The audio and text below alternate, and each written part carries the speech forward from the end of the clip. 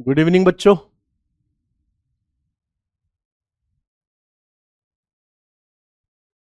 Good evening to all of you. मेरी आवाज आपके कानों तक पहुंच रही है और मैं आपको दिखाई भी दे रहा हूं।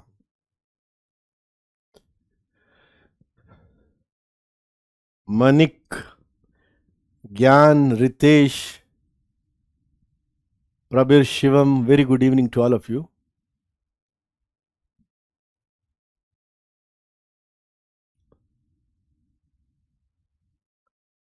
मैं यहीं रहता हूं। मतलब बिफोर टाइम, ऑन टाइम शुरू करता हूं, उससे पहले तो शुरू नहीं होती। But I eagerly wait to teach you. मैं कोई बाय कंपल्शन टीचर नहीं हूं। I love to teach.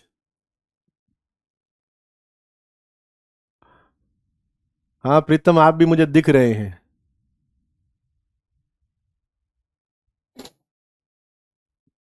JEE advance इसी संडे को तो है, 18 मई को। पांडे जी, आप तो पर्सनल हो रहे हैं।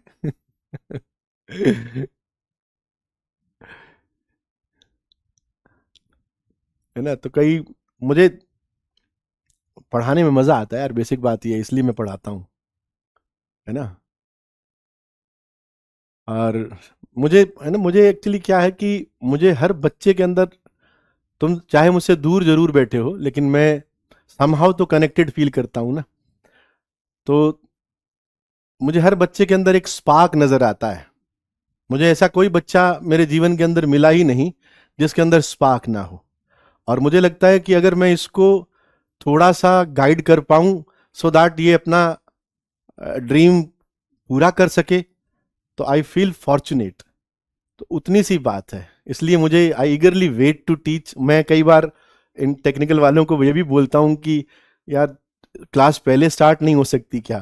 तो ये बोलते हैं नहीं, क्लास का एक टाइमिंग होता है, उसी पे स्टार्ट होती है। तो नहीं तो खैर हम लोग थोड़ा एडिक्ट हैं पढ़ाने में ना। तो इसलिए बस इतनी सी बात है ना।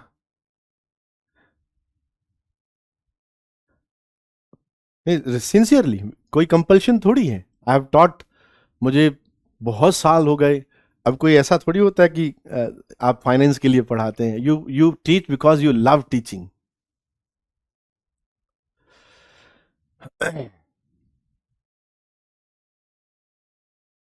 प्रिलिप्को के अंदर प्रिलिप्को प्रिलिप्को के अंदर सेक्शन 1.8 है। 1.8 की बात कर रहा हूं। 1.8 है और 1.8 के अंदर डोमेन के सवाल हैं जो हम बरसों से पढ़ाते आ रहे हैं। है ना। Good evening to all of you. जो बच्चे अभी अभी ज्वाइन किए हैं, टाइम पे आया करो यार। जैसे मुझे ईगरली वेट रहता है तुम्हारी क्लास का, तो तुमको भी वेट होना चाहिए कि पढ़ना है, कुछ करना है ना। हर बच्चा खास है, ये ध्यान रखना। हर बच्चे में वो बात होती है। कभी अपने आप को ऐसा मत समझना कि मैं कमजोर हूं, मैं कर नहीं पाता हूं सवाल। अपने आप, अपने माइंड को ना ये नेगेटिव फीडबैक देना बंद करो आज से ही। और अपने आप को बोला करो कि मैं सब सवाल सॉल्व कर लेता हूं, मुझे सब समझ में आता है। Try to give positive feedback to your mind. है ना। ऐसे इस तरह के नेगेटिव फीडबैक मत दिया करो कि तुम्हें, अपने अपने माइंड को कहा करो कि तू सब जानता है, तू कर सकता है। जब सुबह उठते हो ना, तब अपने आप को यही बोला करो कि तू कर सकता है। जो सपना देखा है उसको पूरा करने के अंदर जी जान लगाओ ना। बिना वजह की बातें बाद में करते रहेंगे अपन, उसको पूरा करो।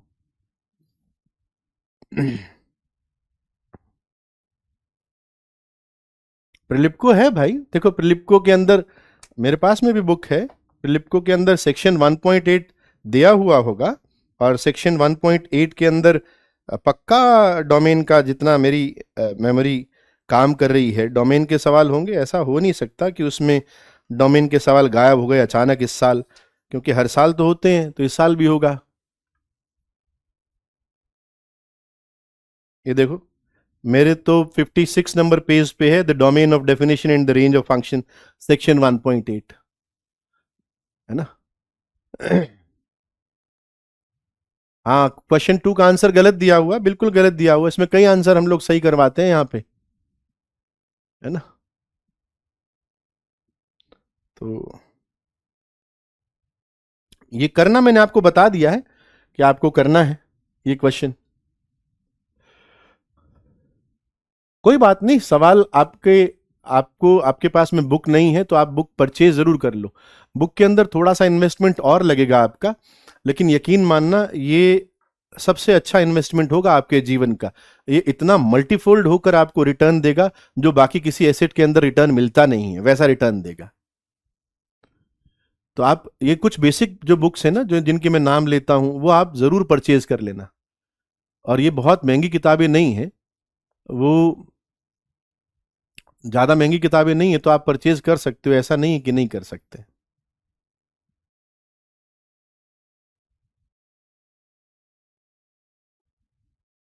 अभी ब्लैक बुक नहीं करना है। अभी आपको जो मैं बता रहा हूं वही किताब लेना है। जैसे मैंने आपको बताया कि एआई प्रिलिप को लेना है ना, एआई प्रिलिप को ये लेना है, और एक ब्लैक बुक लेना है। और जो मैं मॉड्यूल दे रहा हूं उन मॉड्यूल से पढ़ना है। अब जैसे जैसे बुक्स इंट्रोड्यूस होती जाएंगी मैं आपको बताता जाऊंगा।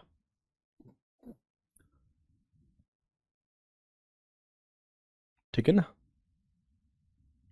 आप परचेज करो। I will not send it on Telegram और anywhere else, because I have my, मेरे पास में भी एक हार्ड कॉपी है, तो तुम भी उसके अंदर जैसा मैं कह रहा हूं वैसा कर लो।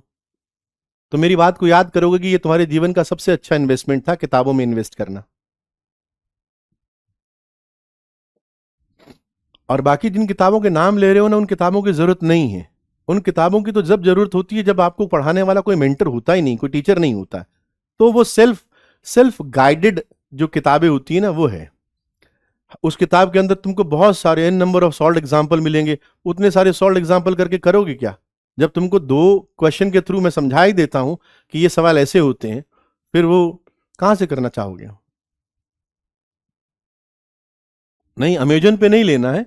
ये जैसे ये किताब है मेरे पास में, ये अब ये बुक जो है मेरे हिसाब से मैक्सिमम कितने की है, इसके ऊपर प्राइस ही 160 लिखा हुआ है। तो तुमको 150 के अंदर ये किताब मिल जाएगी, ऐसी किताबें मिल जाएंगी, है ना।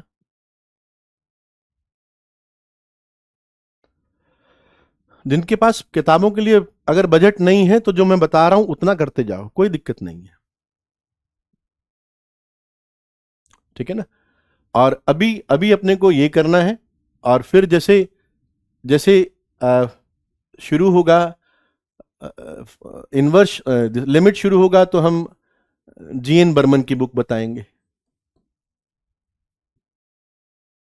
जीएन बर्मन, ये किताब ले लेना।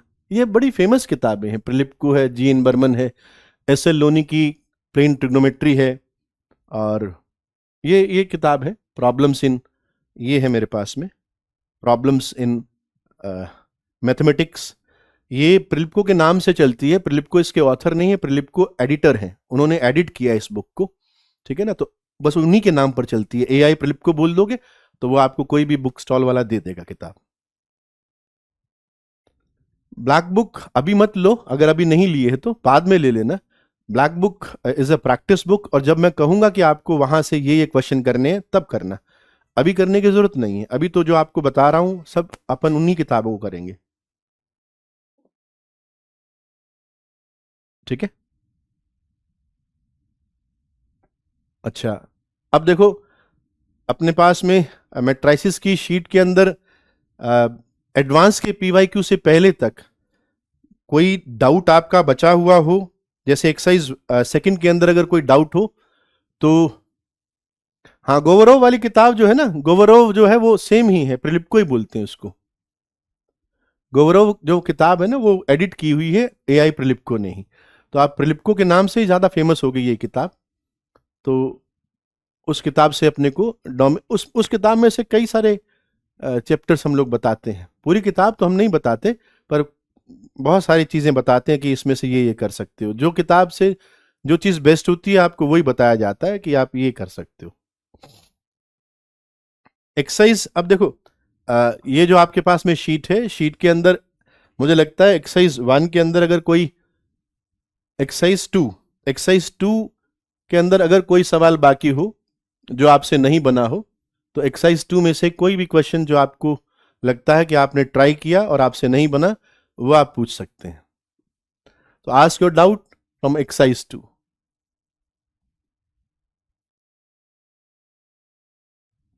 एक्सरसाइज 2 में से कोई भी डाउट हो बच्चों वो पूछ लो।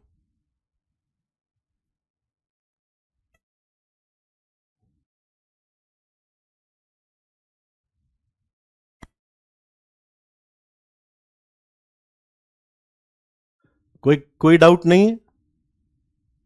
एक्सरसाइज 6 में कोई डाउट नहीं?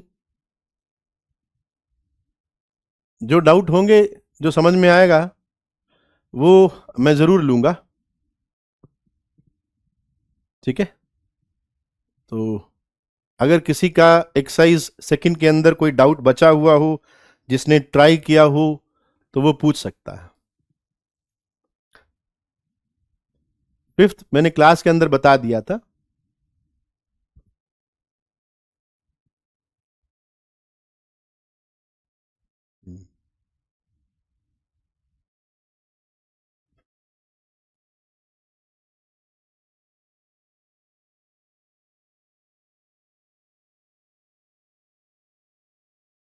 क्वेश्चन नंबर 6 तो तुमको मैंने इक्वेशन सॉल्व करना बताया है। तो इक्वेशन सॉल्व चाहे तुम क्रैमर रूल से करो, चाहे तुम मैट्रिक्स मेथड से करो, मैंने दोनों मेथड बताए हैं। ठीक है ना?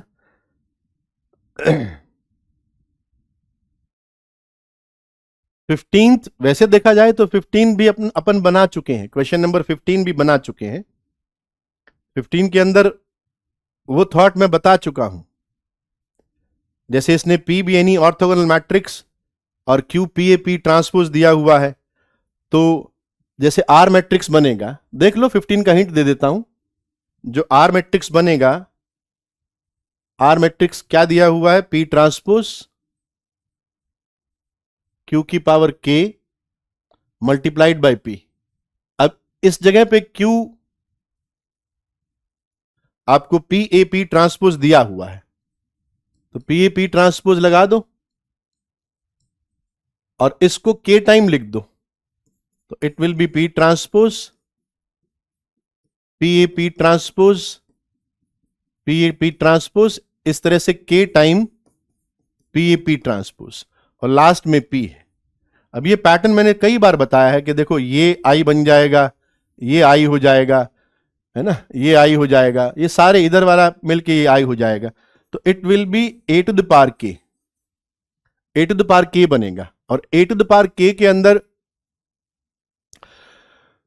जो पैटर्न बनता है वो आपको पहचानना है। उसके कई तरीके होते हैं कि आप ए स्क्वायर ए क्यूब करके देखो, या मैंने ये भी बताया है कि ए को आप आई प्लस बी लिखकर पावर के लगाकर उसका बाइनोमियल एक्सपेंशन करो, तो आप देखो। ठीक है ना? तो सवाल बन गए सारे इसमें? हाँ, बता दिया था, वही मैं कह रहा हूं कि मैंने एक क्वेश्चन को बता दिया था।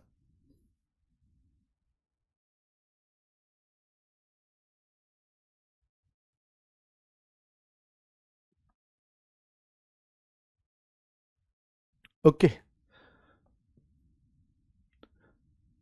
16th क्वेश्चन जो आप पूछ रहे हो, अगर आपने ध्यान से देखा हो, क्वेश्चन नंबर 16 के अंदर जो आपसे बात पूछी गई है, ये जो पूछा गया है B I J, that is sigma A I K multiplied bye cofactor जे के, और के को वैरी करवाया है 1 से 3 तक। अगर आप ये देखो तो ये क्या चीज बन रहा है? ये ए बी आई जे क्या आया? ए आई 1 सी जे 1, ए आई 2 सी जे 2, ए आई 3 सी जे 3। ये क्या चीज बनी है? ये बी आई जे क्या बना है? डोंट यू फील कि ये जो चीज है ये ए एडजॉइंट ए इंटू एडजॉइंट ए बना हुआ है। तो ए इंटू एडजॉइंट ए का आईजे एलिमेंट बना हुआ है, तो इसका मतलब क्या हो गया? Matrix B is A into adjoint A, ये दिया हुआ है। ठीक है ना। तो उसके बाद में तो कोई खास बात नहीं है कि find the value of this, determinant of B बताना है, और ये अपन क्लास के अंदर कर चुके हैं कि डिटर्मिनेंट ऑफ ए एडजॉइंट ए क्या होता है, ये बात अपन कर चुके हैं, क्योंकि हमको मालूम है कि A adjoint A is determinant A I, है ना। तो डिटर्मिनेंट ए की पावर n ऐसा बनेगा, और n ऑर्डर ऑफ आपका मैट्रिक्स है, यहां पर कितना दिया हुआ है, 3 दिया हुआ है, तो ये डिटर्मिनेंट ऑफ ए क्यूब बन जाएगा। डिटर्मिनेंट ऑफ ए क्यूब, ए तो बना लिया होगा, तो डिटर्मिनेंट ऑफ ए क्यूब निकालने में कोई दिक्कत नहीं है।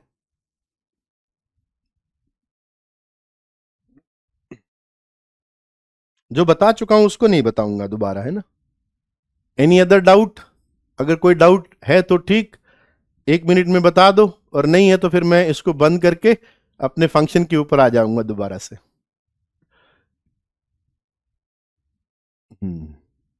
7 क्वेश्चन मैं बता चुका हूं, एक्सरसाइज 3 का 7 क्वेश्चन मैं ऑलरेडी बता चुका हूं। There is no prerequisite for functions, सिर्फ इनइक्वालिटी सॉल्व करना आना चाहिए, उतना ही प्रीरिक्विजिट है, और कोई प्रीरिक्विजिट फंक्शन के अंदर नहीं है।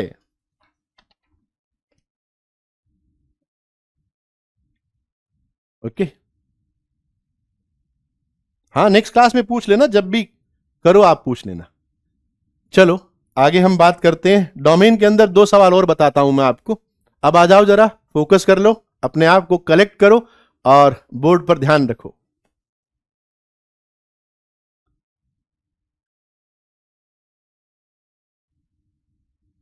क्या पूछ रहा है?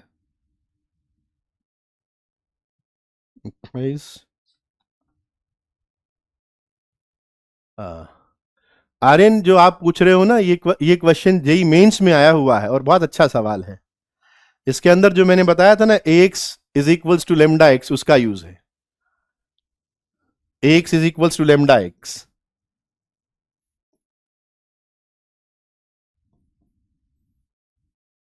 इसका यूज है। हिंट दे रहा हूं, बनाने की कोशिश करना, नहीं बनता फिर दोबारा पूछ लेना। हाँ, अब तुम जो है, now you can attempt the questions of advance. अब जो एडवांस का जो PYQ है, एडवांस के PYQ की जो लास्ट एक्सरसाइज, एक्सरसाइज 5, उसके फर्स्ट 10 क्वेश्चंस आप बनाना, है ना। एक साथ पूरी करना चाहो तो अलग बात है। तो पहले 1 to 10 20 सवाल है, तो पहले 10 सवाल आप बनाना, और उसमें से कोई डाउट आता तो पूछना। ठीक है।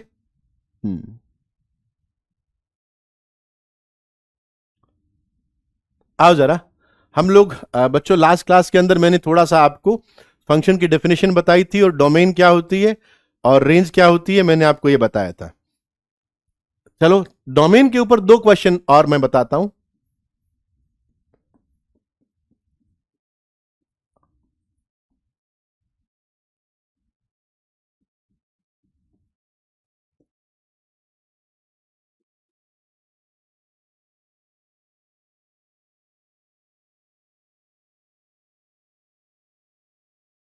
ये है Aryan, Pratyush Aryan ask the last question of exercise second, that was very good question. वो जेई मेंस के अंदर पूछा गया है, बट उसके चांसेस हैं कि वो कभी भी एडवांस के अंदर भी पूछा जा सकता है।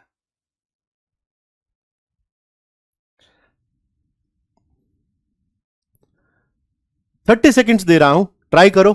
फर्स्ट क्वेश्चन आपके पास में है, square root of x square plus x plus 1, इसका आपको डोमेन निकालना है। डोमेन, दोनों क्वेश्चन के अंदर आपको डोमेन फाइंड करना है। Find domain.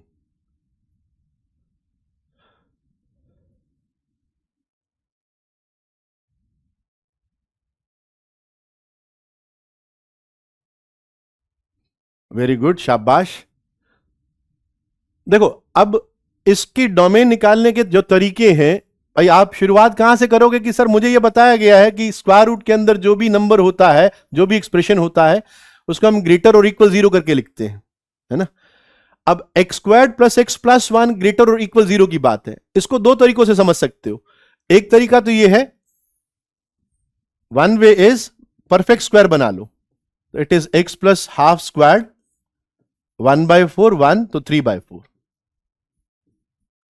तो तुम ये कह सकते हो कि स्क्वायर्ड है, रियल नंबर है, तो x प्लस हाफ का स्क्वायर तो हमेशा ग्रेटर और इक्वल 0 रहेगा, दिस विल ऑलवेज ग्रेटर और इक्वल 0।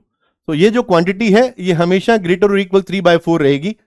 तो मुझे तो ग्रेटर और इक्वल 0 चाहिए थी, जब ये हमेशा ही ग्रेटर और इक्वल 3/4 आ रही है, इसका मतलब this is valid for all x belongs to r, therefore x squared plus x plus 1 greater और equal 0 for all x belongs to r। ठीक है, और कुछ बच्चे अगर क्वाड्रेटिक जानते हैं तो वो ये समझ गए होंगे कि सर क्या बात कर रहे हैं। सर जनरल बात भी आप कर सकते हो, X squared plus B x plus C. बच्चों आपको याद होगा, अगर ये क्वाड्रेटिक होती है हमारे पास में, तो अगर इसके अंदर आपका लीडिंग कोएफिशिएंट ए अगर ये पॉजिटिव होता है और इसका डिस्क्रिमिनेंट नेगेटिव होता है, आपको अगर याद हो तो ए अगर पॉजिटिव हो और डी नेगेटिव हो, तो ये क्वाड्रेटिक का ग्राफ जो आता है y equals to X squared plus B x plus C का ग्राफ, ये एक्स एक्सिस के ऊपर ही आता है, एक्स एक्सिस को टच भी नहीं करता अगर डी नेगेटिव हो तो ये हमेशा ऊपर ही रहेगा। तो इस एक्सप्रेशन की वैल्यू हमेशा पॉजिटिव रहेगी। तो ए पॉजिटिव और d negative implies x square plus B x plus c is positive for all x belongs to R. ये याद रख लेना, और जिनको वो फॉर्मूला नहीं पता वो इस तरह से जा सकते हैं। हाँ, ऑलवेज अपवर्ड पैराबोला होता है above the x axis.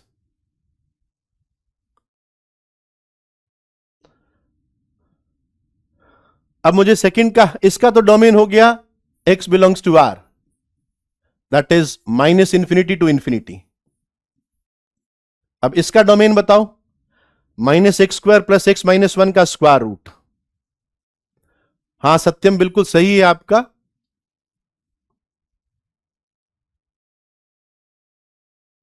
Root है ही नहीं ना उसके, रियल रूट है ही नहीं, रूट निकलेंगे कैसे?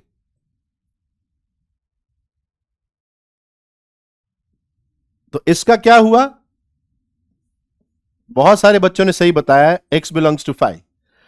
क्योंकि अगर आपके पास में कोई क्वाड्रेटिक हो, X square plus B x plus C, और उसके अंदर लीडिंग कोएफिशिएंट नेगेटिव हो एंड डी भी नेगेटिव हो, तो उसका ग्राफ हमेशा ओपनिंग डाउनवर्ड पैराबोला आता है।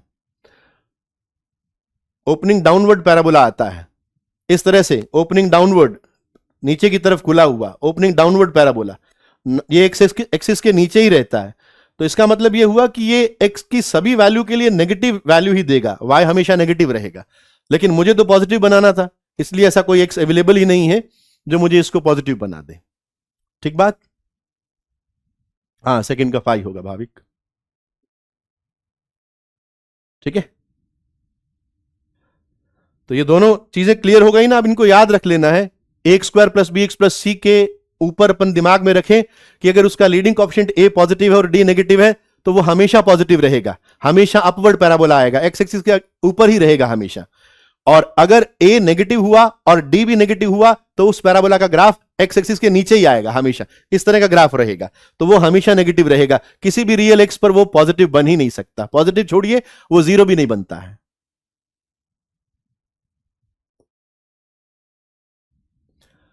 आओ जरा कुछ रेंज के सवाल करते हैं।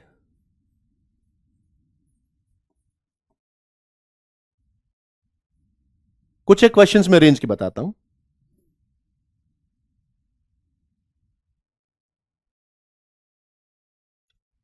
ओके, जैसे फर्स्ट क्वेश्चन ले रहा हूं मैं, आपको यह ध्यान भी होगा, x प्लस 1/x,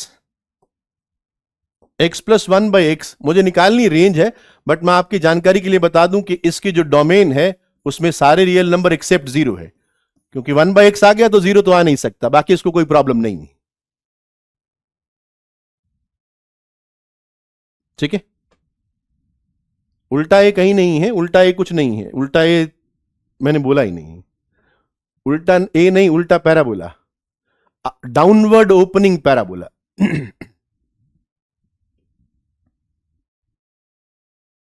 अब देखो, तुमको अगर ध्यान हो तो इसके अंदर दो केसेस के अंदर स्टडी किया जाता है। यह भी बहुत बहुत पॉपुलर एक्सप्रेशन है। अब इसमें क्या करते हैं कि अगर आपके पास में x पॉजिटिव है, इफ x इज पॉजिटिव, तो क्या करते हैं, इसके अंदर परफेक्ट स्क्वायर बना लो। x पॉजिटिव है तो you can always make a perfect square, root x minus 1/√x इसका होल स्क्वायर। ओपन करोगे x प्लस 1/x आएगा, -2 भी आएगा साथ में, बैलेंस करने के लिए +2 लगा दिया। ठीक है। अब मैं कहूंगा कि ये क्वांटिटी क्योंकि स्क्वायर है, रियल नंबर के लिए हमेशा ग्रेटर और इक्वल 0 रहेगी। So this number, this expression is always greater और इक्वल टू। ऐसे केसेस के अंदर ये जरूर चेक कर लिया करो कि इक्वालिटी कहां पर आती है। ये इक्वल टू 2 कब बनता है? इक्वल टू 2 बनने का मतलब इस स्क्वायर का 0 हो जाना है। और ये स्क्वायर कब 0 होगा? जब अंदर की क्वांटिटी 0 हो जाएगी। और अंदर की क्वांटिटी 0 कब होगी? जब √x और 1/√x बराबर हो जाएंगे। That means x is equals to 1 पर ये अपनी इस रीजन के अंदर अपनी मिनिमम वैल्यू 2 अटेन करता है। ठीक है। तो जब x पॉजिटिव होता है तो ये हमेशा ग्रेटर और इक्वल टू रहता है। दैट मीन्स इस रीजन के अंदर इसकी रेंज 2 to इंफिनिटी होती है। ये बहुत सारे बच्चों ने सिर्फ इतना ही किया था, कि √2 to इंफिनिटी, लेकिन उन्होंने यह ध्यान नहीं दिया कि ऐसा भी तो संभव है कि x नेगेटिव हो जाए। तो दूसरा वाला केस भी आप ध्यान से देख लीजिएगा कि दूसरा वाला केस क्या हुआ, इफ x इज नेगेटिव। अब x इज नेगेटिव को मैं दोबारा से सॉल्व करने वाला नहीं हूं। मैं ये कह रहा हूं कि मैंने x पॉजिटिव के लिए सॉल्व कर लिया। अब आप मुझे x अगर नेगेटिव दे रहे हैं तो थोड़ा चालाकी से काम करते हैं, थोड़ा बुद्धिमानी से काम करते हैं कि हम x को, क्योंकि x नेगेटिव है ना, x को मैंने -t मान लिया। अब तो ये t पॉजिटिव हो गया और एक्सप्रेशन x प्लस 1/x को लिख दिया, x प्लस 1/x को लिख दिया minus of t plus 1/t। ठीक बात। तो x प्लस 1/x अब मेरे पास में हो गया minus of t plus 1/t। अब तुम प्रीवियस रिजल्ट को जान गए हो, तुम ये कहोगे कि t प्लस 1/t क्लोज्ड 2 से इंफिनिटी जाएगा। तो उसको माइनस से मल्टीप्लाई करोगे तो क्या होगा? -∞ से -2 हो गया। ठीक बात है ना। ये क्वांटिटी तो 2 से इंफिनिटी जा रही है, लेकिन आगे माइनस से मल्टीप्लाइड है। तो x प्लस 1/x क्वांटिटी कहां से कहां जाएगी? तो you will say it belongs to -∞ से -2। तो हमको यह याद रखना है कि x प्लस 1/x के अंदर जो रेंज होती है, range of the function is -∞ से -2 यूनियन 2 से इंफिनिटी होती है। ये काफी बार यूज होता है, तो हम अपने दिमाग के अंदर बिठा लें इसको कि ऐसा होता है। हां, बहुत सारे बच्चों ने करेक्ट आंसर भी दिया था, लेकिन बहुत सारे बच्चों ने सिर्फ x को पॉजिटिव मान के क्लोज 2 से इंफिनिटी आंसर दिया था। तो उनके लिए मैं बता रहा हूं कि उन्होंने x नेगेटिव को स्टडी नहीं किया था। और x नेगेटिव को स्टडी करना बहुत ईजी है कि x को -t मान लो, अब t पॉजिटिव हो गया और ये expression minus of t plus 1/t हो गया। और t प्लस 1/t को हम जानते हैं कि t पॉजिटिव होता है तो 2 to इंफिनिटी जाता है। तो बहुत आसान सी बात है। AMGM सिर्फ पॉजिटिव x के लिए लगा सकते हो। AMGM अरिथमेटिक मीन ग्रेटर और equal geometric mean you can apply for the positive, इसके लिए नहीं। इसके लिए तो x इक्वल्स टू -t वाला करना ही पड़ेगा। हाँ, AMGM से कर सकते हो।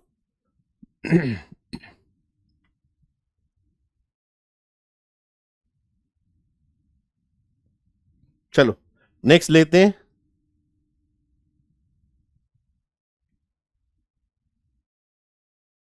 रेंज निकालना है, ध्यान रखना। If x equals to root of x squared plus x plus 1 का, इसका रेंज निकालना है।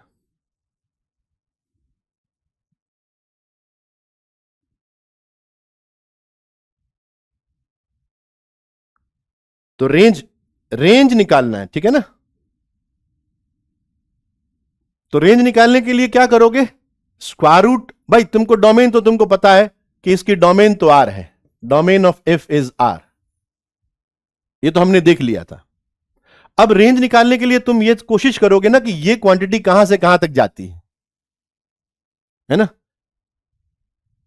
तो ये क्वांटिटी कहां से कहां तक जाती है, अब इसके भी दो तरीके हैं कि ये जो क्वांटिटी है इसको या तो तुम परफेक्ट स्क्वायर बना दो, ये अभी अभी अपने बात करी थी कि परफेक्ट स्क्वायर बना दिया, और परफेक्ट स्क्वायर बनाने के बाद में आपने ये कहा कि this will always be greater और इक्वल 3/4, और मुझे इसका स्क्वायर रूट लेना है। तो चूंकि ये क्वांटिटी 3/4 से इंफिनिटी तक जाती है, तो square root of x squared plus x plus 1 ये कहां से कहां तक बिलोंग करेगा? तो you will say this will belongs to √3/2 से इंफिनिटी तक, √3/2 से इंफिनिटी तक। हाँ, √3/2 से इंफिनिटी तक, ऑफ कोर्स, ठीक है ना। और इन चीजों को तुम जहां पॉसिबल हो सके वहां पर ग्राफिकली एनालाइज भी किया करो कि x squared plus x plus 1 इसका ग्राफ, इसका अंदर वाले एक्सप्रेशन का ग्राफ कुछ ऐसा आया था, है ना, कुछ ऐसा आया था। तो ये एक्स एक्सिस के ऊपर ऊपर रहा था, दिस इज एक्स एक्सिस, ये एक्स एक्सिस के ऊपर रहा था। ये जो पैराबोला का, ये पैराबोला होता है, इस पैराबोला का जो वर्टेक्स है, अगर आपको याद हो कि ये मिनिमम वैल्यू कहां पर अटेन करता है,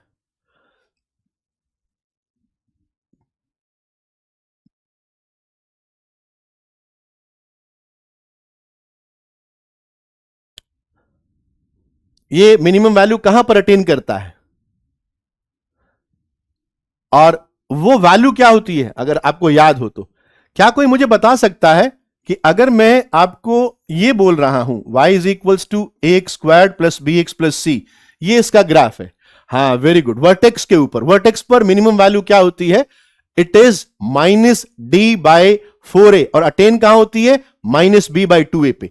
ये जो पॉइंट है वर्टेक्स, ये v, इसके अगर हम कोऑर्डिनेट की बात करें तो -b/2a कामा -d/4a, ये इसके कोऑर्डिनेट होते हैं, है ना, वो अपन सीख चुके हैं। ये d वही है जो डिस्क्रिमिनेंट की बात करते हैं, b² - 4ac।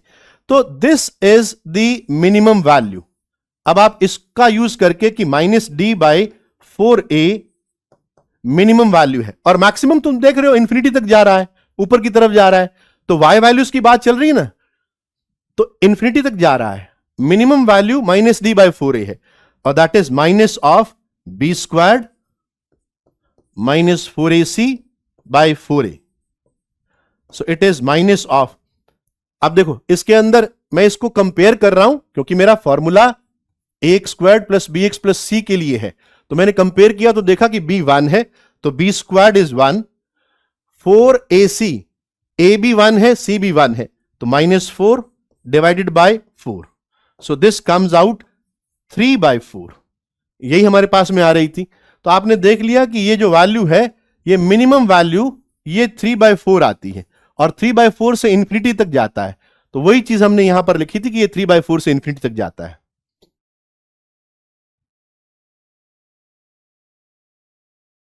ठीक है, यही बताया ना कि 3/4 कैसे आता है। दो तरीकों से बता दिया कि 3/4 कैसे आता है, ग्राफिकली भी बता दिया और परफेक्ट स्क्वायर बनाकर भी बता दिया। तो ये क्लोज्ड 3/4 से पैराबोला, ये जो क्वांटिटी है, जो अंदर की क्वांटिटी है, ये आपकी क्लोज्ड 3/4 से इंफिनिटी तक जाती है, और उसका स्क्वायर रूट कहां से कहां तक जाएगा? ये यहां लिखा हुआ है कि स्क्वायर रूट ले लो, √3/2 से इंफिनिटी तक जाएगा। डिफरेंशिएशन से ही होता है वो, परफेक्ट स्क्वायर बना लो, डिफरेंशिएट कर लो, एक ही बात है।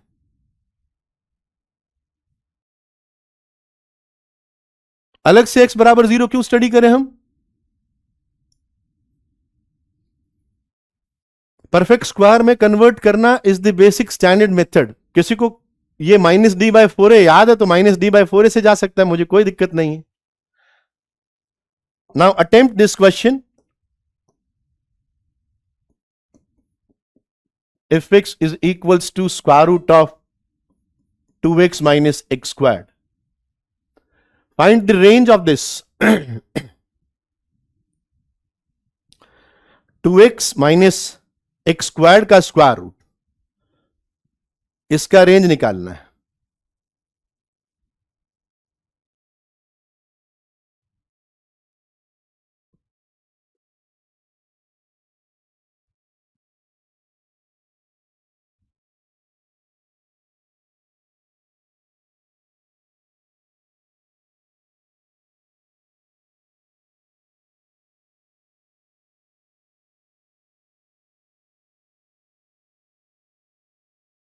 डू इट क्विक, जल्दी करो।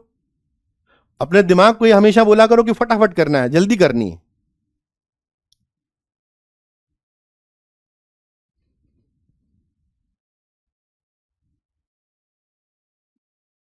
रेंज निकालनी है।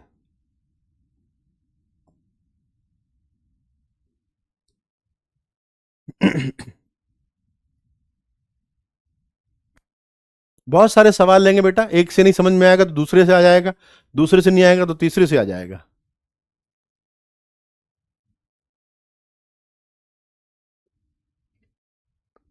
रेंज क्या होगी? अब रेंज के लिए तुम ये स्टडी करो कि भाई 2x minus x square, 2x minus x square को ग्रेटर और इक्वल 0 रखना पड़ेगा। डोमेन तो सोच ले हम कि कहां से कहां तक डोमेन की बात कर रहा है। तो that is x square minus 2x less और इक्वल 0। निकालनी थी रेंज, और मैं डोमेन भी देख रहा हूं कि भाई डोमेन जहां तक बात है ये 0 से क्लोज्ड 2 तक ही ली जा सकती है, 0 से क्लोज्ड 2 तक ही ली जा सकती है। ठीक है, ठीक है ना? अब जरा सोचो, अब तुम सोचो कि तुमको ग्राफ प्लॉट करना है y equals to 2x minus x squared का, 2x माइनस एक्स स्क्वायर्ड का। तुम क्या कहोगे कि सर ये दिखाई दे रहा है कि एक तो y0 कहां कहां पर हो रहा है, एक तो 0 पर हो रहा है। ये है ना अपने पास में, y0 होने का मतलब क्या हुआ, 2x माइनस एक्स स्क्वायर्ड कब कब 0 हो रहा है ये पूछ रहा हूं। तो 0 पर 0 हो रहा है और 2 पर 0 हो रहा है, तो यही डोमेन है हमारी, ये डोमेन है। क्यों डोमेन है? क्योंकि इसके नीचे तो ये एक्सप्रेशन नेगेटिव चला गया और स्क्वायर रूट को नेगेटिव क्वांटिटी दे नहीं सकता। अब सोचते हैं कि रेंज क्या होगी। अब ये 0 से उठा, अपनी मैक्सिमम वैल्यू यहां अटेन करता है, और ये वैल्यू कितनी है आप मुझे बता दो।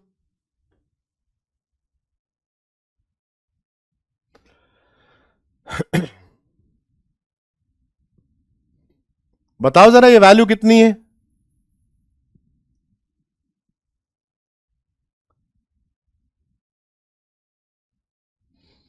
भाई कोई अगर माइनस डी बाई 4a से जाना चाहे तो ऐसे चला जाए कि मैं sir minus D by 4a से जाऊंगा, वैल्यू बताऊंगा। तो minus D by 4a, minus D by 4a is minus of B square, इसको ऐसे लिख दे, minus x square plus 2x plus C मेरे पास में है नहीं तो 0 है, तो बी स्क्वायर कितना हुआ 4, B square is 4, minus 4a से 0 हो गया upon 4a that is minus 4, तो 1 आ गया ना। तो ये अपनी मैक्सिमम वैल्यू 1 अटेन करता है, तो इसकी रेंज क्या हो गई 0 से 1 तक, यहां से यहां तक ये इसका पार्ट है, तो इसकी रेंज 0 से 1 हुई। ठीक बात। अब 0 से 1 का स्क्वायर रूट अगर आप लोगे तो क्या आएगा 0 से 1। तो range of this function is, range of this function equals to 0 to 1, ये अपना आंसर बनेगा। उसी कंसेप्ट का यूज एक बार और करके दिखा दिया। राघव कभी स्क्वायर रूट नेगेटिव में नहीं जाते हैं, ये तो बेसिक चीज है, माइनस इंफिनिटी टू 1 नहीं जाएगा। Square root of any real number is always greater और इक्वल 0 रहता है, तो माइनस वाला जवाब तो दे ही नहीं सकते। ठीक है, नेक्स्ट क्वेश्चन करो। चलो एक छोटा सा क्वेश्चन और देते हैं, फिर आगे बढ़ते हैं।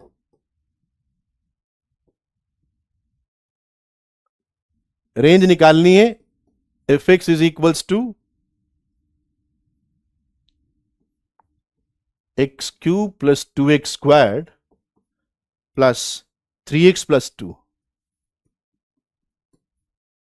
Over x cube plus 2x squared plus 2x plus 1। Find range. नहीं, क्वाड्रेटिक का कोई ज्यादा रोल नहीं है, बिल्कुल छोटा सा रोल है, वो डोमेन और रेंज के अंदर है।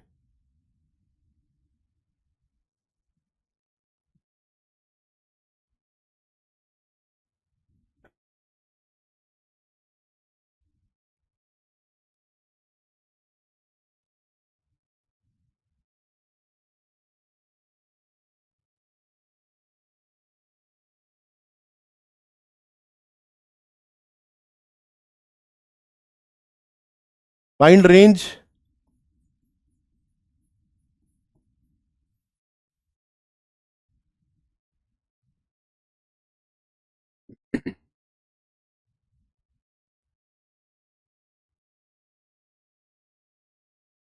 रेंज की बात कर रहा हूं, रेंज रेंज।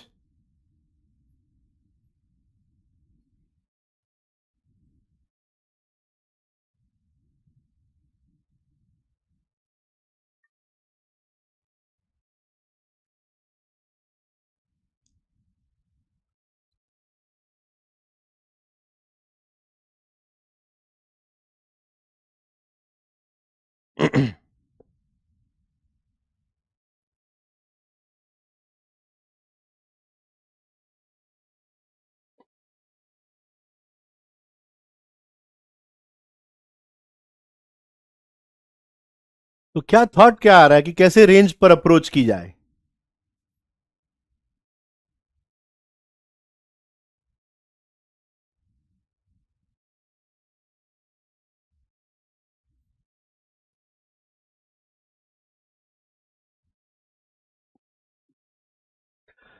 यस, यश, आप थोड़ा सा ध्यान से और देखो, आप काफी क्लोज हो,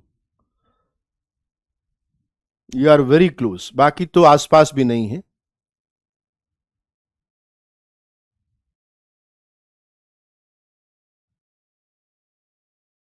हाँ, कुछ आपको ये तो नजर आ गया होगा कि सर आप कोशिश ये करते हैं रेंज निकालने के लिए कि वेरिएबल जो पार्ट है, जैसे एक्स वेरिएबल है, ये एक जगह होना चाहिए, या तो न्यूमरेटर में चला जाए तो इजी होता है, या डिनोमिनेटर में आ जाए तो इजी होता है। ठीक है ना? तो मैंने क्या किया उसको, क्योंकि ये 2x+1 है, तो मैंने यहां पर यूं लिख दिया x³ + 2x² +2x+1 +x+1 over,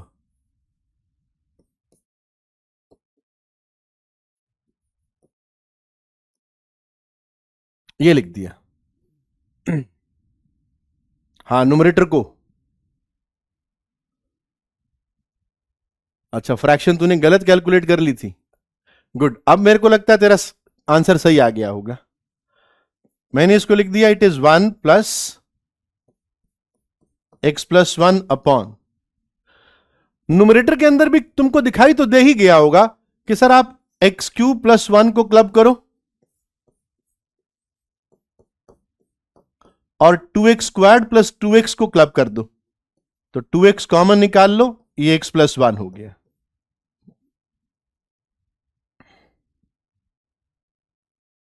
हम्म। अब तुमने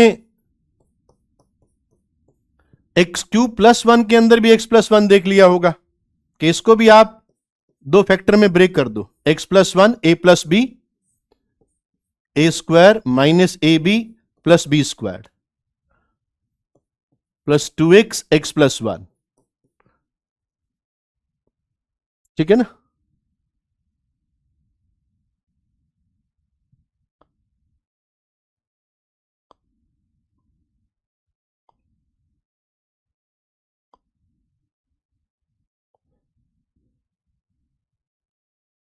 नाउ इस x+1 को काट दो,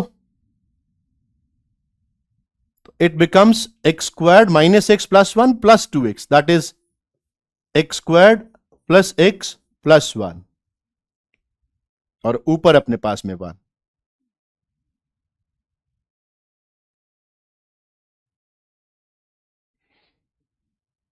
डोमेन के अंदर 1 - 1 नहीं है, ये ध्यान रखना, क्योंकि डिनोमिनेटर के अंदर जो फैक्टर आ रहे हैं वो 0 बन नहीं सकते।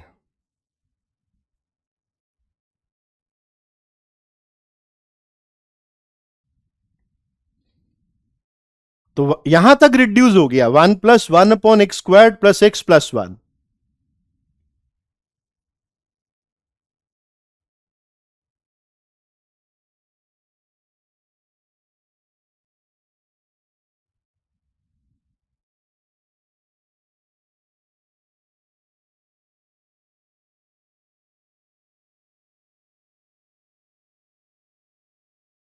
अब तुम सोचो कि ये x squared plus x plus one कहां से कहां तक वेरी करेगा। अब सारा खेल इस बात का है कि x squared plus x plus one कहां से कहां तक वेरी करेगा।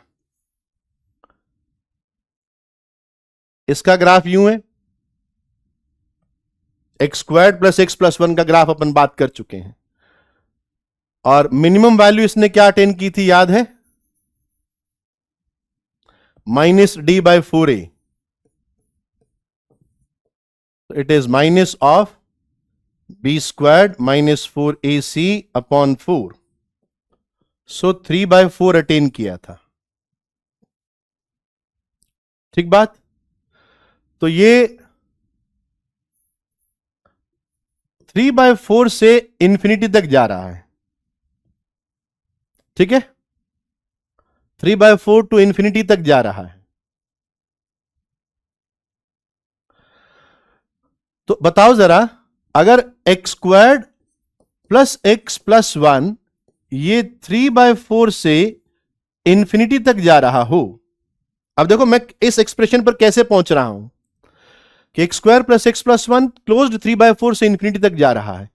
तो इसका जो रेसिप्रोकल होगा 1 upon x squared plus x plus one, वो 1/इंफिनिटी यानी 0 से बड़ा होगा, और 1/3/4 यानी 4/3 से छोटा होगा। अब 1 ऐड कर दो तो your y will be 1 to 7/3। ठीक है ना। हाँ हरमन तेरा सही था, और जो उसने 7/3 दिया था 1 to 7/3 आएगा। रेंज विल बी 1 to 7/3, ये रेंज है।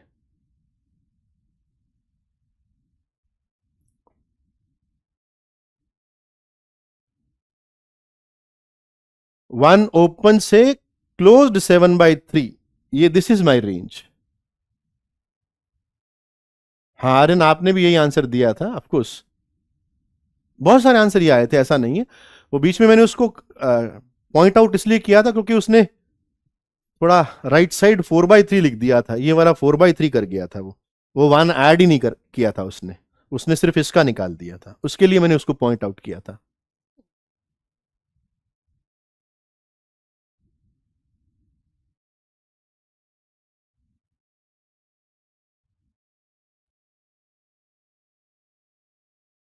हाँ ठीक है।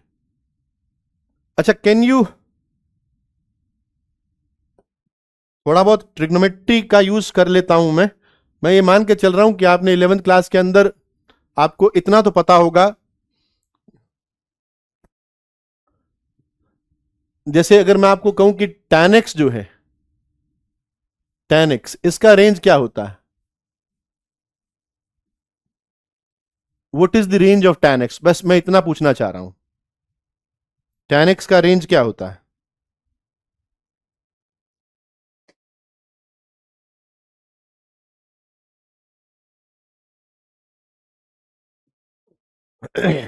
What is the range of tan x बताओ। वेरी गुड, आर होता है, पता है ना। फिर ठीक है, फिर अपन ये सवाल कर सकते हैं। फिर हम लोग ये सवाल कर सकते हैं, अगर आप सबको याद है कि माइनस इंफिनिटी से इंफिनिटी होता है, तो we can attempt this question. F x equals to sec x plus tan x minus 1, tan x minus sec x plus 1, और कन्फाइन कर दिया आपको फर्स्ट क्वाड्रेंट के अंदर। आपको रेंज निकालना है।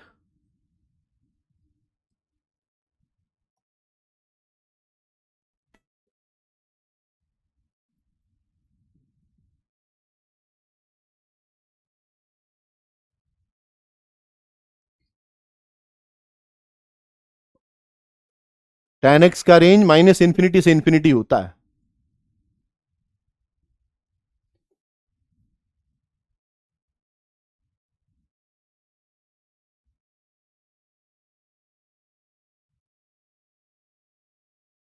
जीरो भी आता है रेंज के अंदर, प्रत्युष जीरो आता है ना। एक्स को जीरो रख दे, tan एक्स के अंदर एक्स को जीरो रख दे, पाई रख दे, 2 पाई रख दे, 2025 पाई रख दे।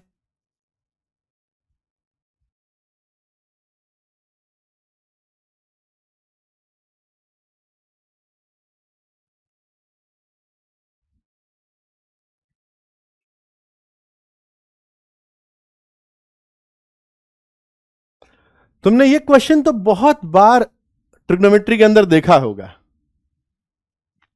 10th क्लास से शुरू हो गया था ये सवाल और पीछा ही नहीं छोड़ रहा है, आईआईटी तक पीछा करेगा आपका ये सवाल। ये सवाल मतलब ये expression sec x plus tan x minus 1 upon tan x minus sec x plus 1।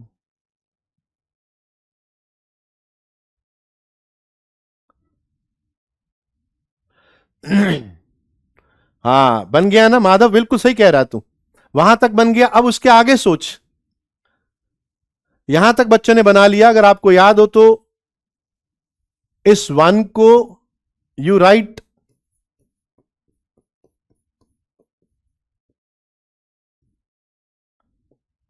sec squared x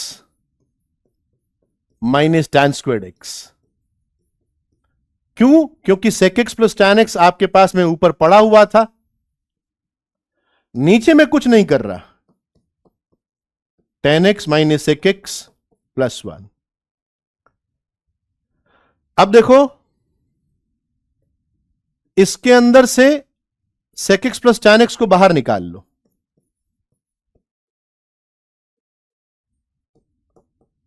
क्योंकि ये भी तो ए स्क्वायर माइनस बी स्क्वायर में sec x plus tan x दे रहा है। तो it will B 1 minus sec x minus tan x, that is sec x plus tan x। ये factor वही बन जाता है न्यूमरेटर के अंदर, दूसरा वाला जो फैक्टर है जो डिनोमिनेटर में लिखा हुआ है। This cancels out, so this is tan x plus sec x। यहां तक तो तुम सिंप्लीफाई करके आ गए, गुड। हाँ एनसीईआरटी के अंदर ही है, लेकिन वहां रेंज निकालना नहीं था, इसको ये प्रूव करना था कि ये tan x plus sec x के बराबर है। अब तुम सोचो कि इसकी रेंज कैसे निकाल सकते हैं, how to find the range of sec x plus tan x। How to find the range of sec x plus tan x। हाँ सत्या यहां तक तो पहुंच गए, sec x plus tan x तक तो पहुंच गए। अब यहां से इसकी रेंज कैसे फाइंड करें?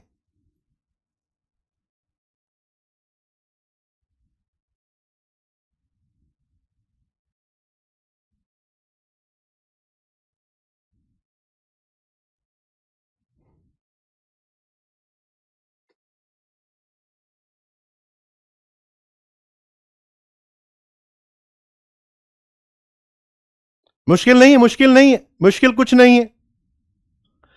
तुम ये सोचो, तुम ये सोचो थोड़ा कि क्या मैं sec x को और tan x को सेम ट्रिग्नोमेट्रिक रेशियो के अंदर लिख सकता हूं क्या?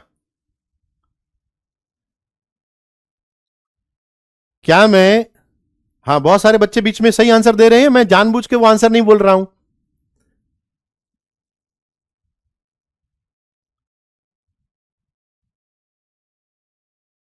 tan x and sec x को क्या मैं एक सिंगल ट्रिग्नोमेट्रिक रेशियो में ब्रेक कर सकता हूं क्या? क्या मैं लिख सकता हूं क्या?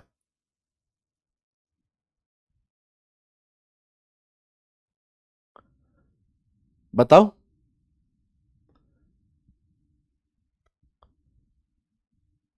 tan x plus sec x, इसको क्या मैं सिंगल ट्रिग्नोमेट्रिक रेशियो में ब्रेक कर कर लिख सकता हूं क्या? किस में, किस में लिख सकता हूं? चलो आप जवाब दे रहे हो कि हां लिख सकते हो, तो बताओ मैं किस में लिख सकता हूं? एक, मैं इसको दोनों को मैं एक ट्रिग्नोमेट्रिक रेशियो में लिखना चाहता हूं।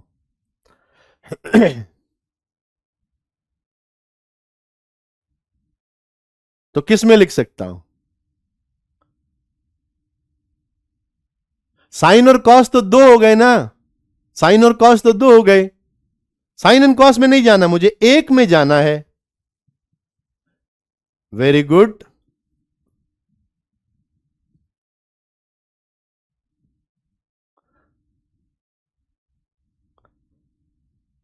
हाँ, ये देखो आपको याद होने की बात है कि अगर आपको याद है तो आप डायरेक्ट भी लिख सकते हो।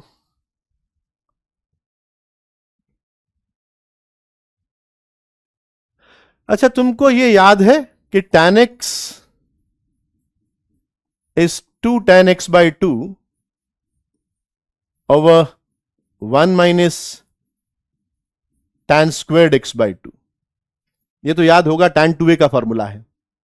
और तुमको ये भी याद होगा कि cos x is 1 minus tan squared x by 2 over 1 plus tan squared x by 2। तो मैं tan x और sec x दोनों को एक single trigonometric ratio tan x by 2 में ब्रेक कर सकता हूं। हाँ सत्या, तेरा ठीक है, बहुत सारे बच्चों का ठीक आ गया। तो मैंने इसको लिखा, tan x को लिखा, मैं थोड़ा से मैं t यूज कर रहा हूं। t किसके लिए यूज कर रहा हूं? tan x by 2 के लिए। tan x by 2 को थोड़े समय के लिए t बोल रहा हूं। तो 2t upon 1 minus t squared plus sec x हो जाएगा 1 plus t squared upon 1 minus t squared. So this is 1 minus t squared 2t plus 1 plus t squared. So it comes out t plus 1 का whole square upon 1 minus t 1 plus t। t plus 1 तो खत्म कर दो, तो it is 1 plus t upon 1 minus t।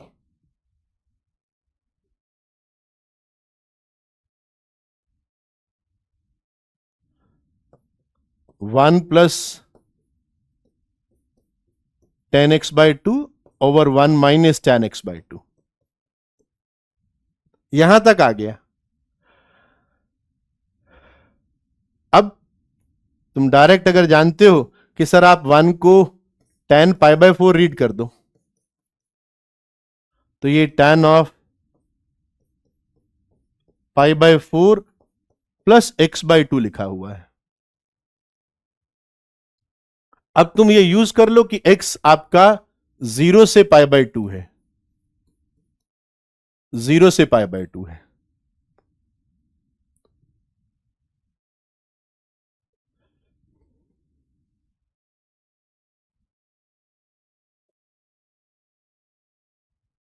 तो 0 से पाई by 2 है, तो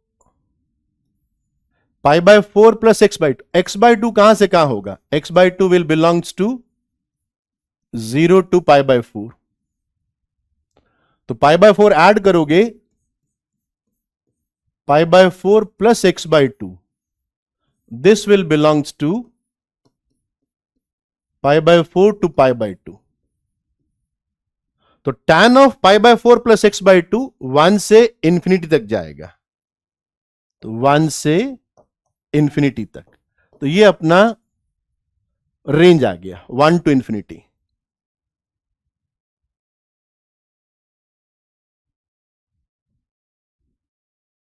वही क्वेश्चन चल रहा है बच्चे, वो क्वेश्चन वहां कंप्लीट थोड़ी हुआ था।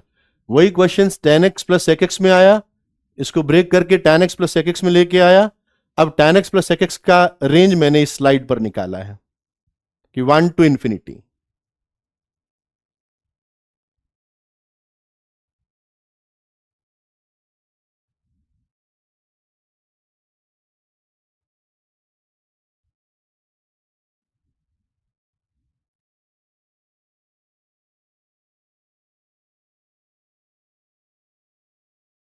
ठीक है ना?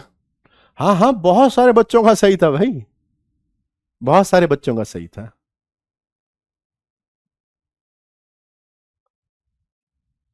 मुश्किल नहीं था, क्योंकि उतना पार्ट प्रूव करना, tan x plus sec x तक पहुंचना तो इजी था ही। हाँ, 1 टू इंफिनिटी है।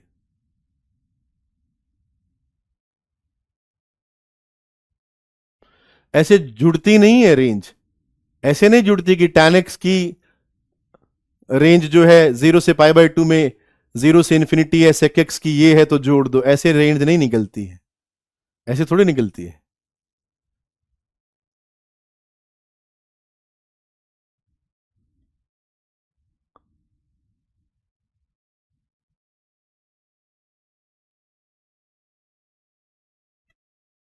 This is the proper standard method. आओ जरा मैं आपको कुछ चीजें बताता हूं जिससे तुमको देखो, यहां पर क्योंकि हम जैसे हम लोग पढ़ रहे हैं ना, तो यहां पर जो हम लोग बताते हैं कि ग्राफ को ड्रॉ कैसे किया जाता है, ग्राफ को कैसे ड्रॉ कर सकते हैं, सो दैट तुमको जब तुम ग्राफ प्लॉट करो तो तुमको सारे रीजंस क्लियर हो। इसलिए मैं तुमको गाइडलाइंस दे रहा हूं टू ड्रॉ द ग्राफ।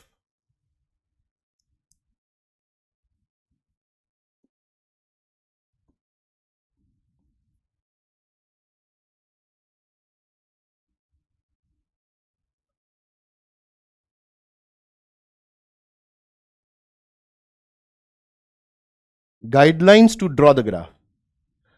मैं ये नहीं चाहता, जैसे हमारे यहाँ के बच्चे सीखते हैं ना, मैं वैसे ही चाहता हूं कि साइन एक्स का ग्राफ कैसा आता है, सर साइन एक्स का ग्राफ ऐसा आता है, ऐसा आता है ना। मेरे को ये मुझे इसमें ज्यादा इंटरेस्ट ही नहीं है। कॉस एक्स का ग्राफ कैसा आता है, कॉस एक्स का ग्राफ सर ऐसा आता है, ऐसा आता है ना। एक्स क्यूब का ग्राफ कैसा आता है, एक्स क्यूब का ग्राफ सर ऐसा आता है, ये एक्स क्यूब का हो गया, ये साइन एक्स का हो गया, ये कॉस एक्स का हो गया। ऐसे बताने में मेरा कोई इंटरेस्ट नहीं है, ठीक है ना। ऐसा मैं बिल्कुल नहीं बताना चाहता कि आप तो रट लो, नहीं। आप हर चीज को समझो कि कैसे आया। आप सच में आईआईटी जेईई एडवांस की तैयारी कर रहे हो ना, तो हर चीज को समझ समझ के चलना। वो क्वेश्चन कहां से देगा पता नहीं, कोई करवाया हुआ क्वेश्चन नहीं आता है, क्वेश्चंस आर इनफाइनाइट, है ना।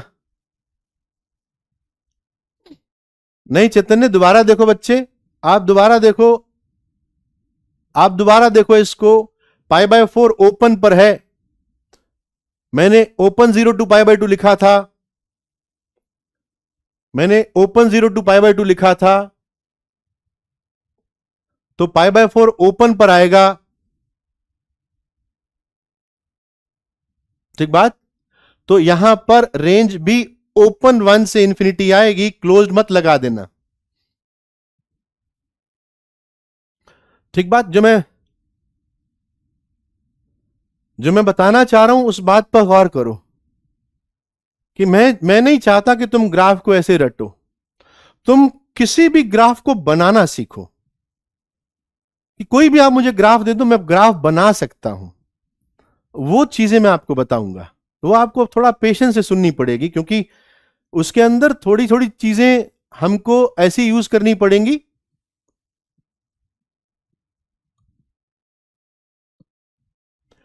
जो तुमको थोड़ा फोकस होकर समझनी पड़ेंगी, ठीक है। आओ जरा, 1 में क्लोज ब्रैकेट नहीं आएगा, 1 में ओपन आएगा।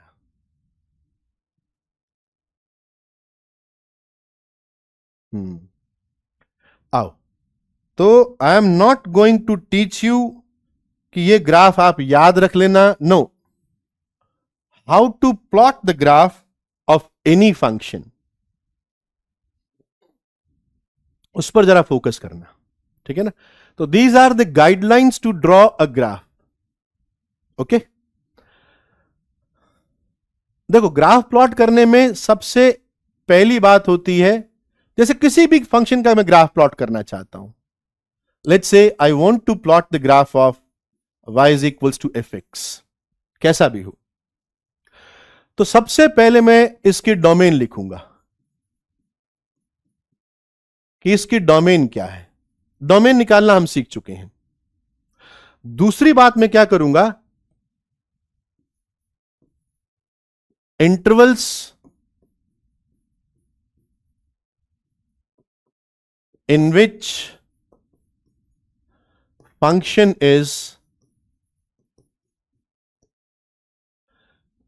increasing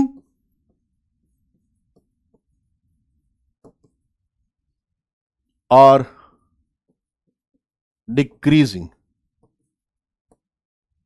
वो फंक्शंस कहां पर किन इंटरवल के अंदर इंक्रीज कर रहा है और किन इंटरवल के अंदर डिक्रीज कर रहा है, मैं ये बात करूंगा। अच्छा, एक बात बताओ बच्चों, जैसे मैं आपको कहूं कि what do you mean by the slope of the line? ये आपने 11th क्लास के अंदर पढ़ा होगा। If a line makes an angle theta, then tan theta is slope of the line. उस लाइन की स्लोप होती है, ठीक बात। तुमने यह भी पढ़ा होगा कि dx क्या रिप्रेजेंट करता है। जिन जिन चीजों की जरूरत पड़ेगी वो मैं आपको बता रहा हूं। dx क्या रिप्रेजेंट करता है, बताओ। What is dx? What dx represents? dx क्या रिप्रेजेंट करता है?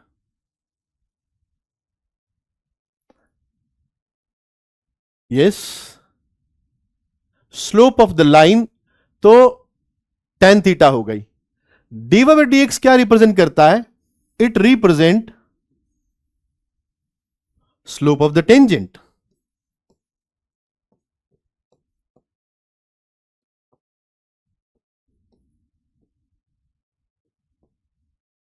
ठीक है।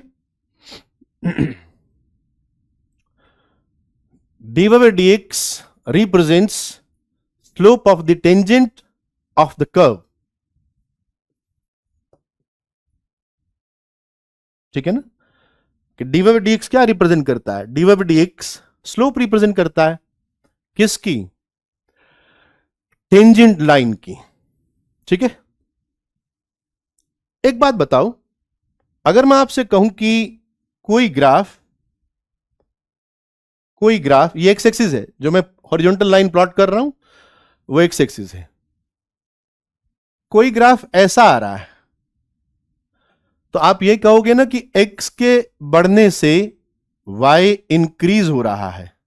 इस ग्राफ के ऊपर अगर हम चलें तो x के इंक्रीज होने से y इंक्रीज हो रहा है। ऐसे ग्राफ को बोलते हैं इंक्रीजिंग ग्राफ।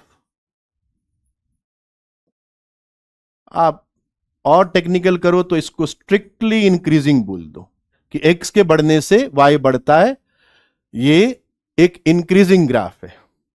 ठीक बात। और अगर मैं इस ग्राफ की बात करूं, ये मेरा एक्स एक्सिस, तो x के बढ़ने से y डिक्रीज हो रहा है, तो इसको बोलते हैं strictly decreasing graph. Strictly decreasing. इसमें तो कोई खास बात नहीं कि अगर x के इंक्रीज करने से y बढ़ रहा है तो इसे स्ट्रिक्टली इंक्रीजिंग बोलते हैं। x के इंक्रीज करने से ग्राफ के अंदर y कम हो रहा है, इसे स्ट्रिक्टली डिक्रीजिंग बोलते हैं। ठीक है। अब एक बात मुझे बताओ कि अगर मैं आपको कहूं कि मैं ऐसे फंक्शन के किसी भी पॉइंट पर टेंजेंट ड्रॉ करूं, एनी पॉइंट पर, जैसे लेट्स से मैंने यहां पे टेंजेंट ड्रॉ की, इन दो पॉइंट पे मैंने टेंजेंट ड्रॉ की, क्या तुम ये मानते हो कि ये जो टेंजेंट्स हैं पॉजिटिव एक्स एक्सिस से, ये एक्यूट एंगल बनाएंगी? ये थीटा एक्यूट होगा। ठीक बात। अगर ग्राफ इंक्रीज करेगा तो इसके किसी भी पॉइंट पर मैं टेंजेंट ड्रॉ करूंगा तो वो टेंजेंट पॉजिटिव एक्स एक्सिस से जो थीटा एंगल बनाएंगी वो एक्यूट होगा। अगर थीटा एक्यूट होगा, फर्स्ट क्वाड्रेंट में होगा, तो tan थीटा पॉजिटिव रहेगा और tan थीटा dx को रिप्रेजेंट करता है। तो मैं ये कह सकता हूं ना कि इसमें dx पॉजिटिव रहेगा।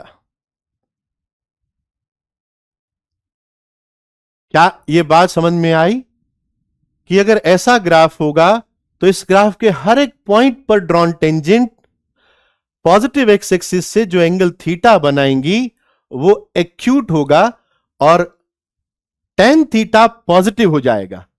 और tan थीटा ही dy/dx को रिप्रेजेंट करता है, स्लोप ऑफ द टेंजेंट को रिप्रेजेंट करता है, तो dy/dx पॉजिटिव होगा। ठीक बात, इसमें कोई डाउट नहीं है। ठीक बात है ना, कि ऐसे ग्राफ के अंदर dy/dx पॉजिटिव होगा। Is it clear to all? Now move to next graph. Next graph के अंदर if you plot tangent line at any point, if you plot tangent line at any point, आप observe कर सकते हो कि in this case theta will be obtuse. Theta will be obtuse, so tan theta will be negative. So dy/dx will be negative. ठीक बात।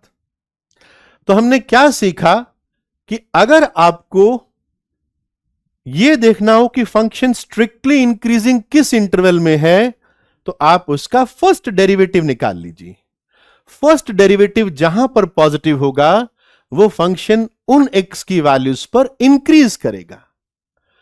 First derivative जहां negative होगा वो x की वैल्यूज पर फंक्शन डिक्रीज करेगा। तो हम इनकी हेल्प से वी कैन फाइंड कि x की किन वैल्यूज के लिए फंक्शन इंक्रीजिंग है और x की किन वैल्यूज के लिए फंक्शन डिक्रीजिंग है। ठीक है, ओके। नाउ सी, जैसे इफ आई से मेरा फंक्शन sin x है, let's say my function is sin x, और मैंने इसको डिफरेंशिएट किया, dy/dx is cos of x। तो मैं ये देख रहा हूं कि देखो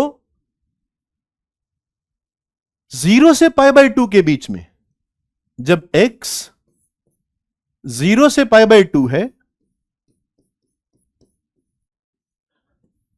तो dy/dx पॉजिटिव है।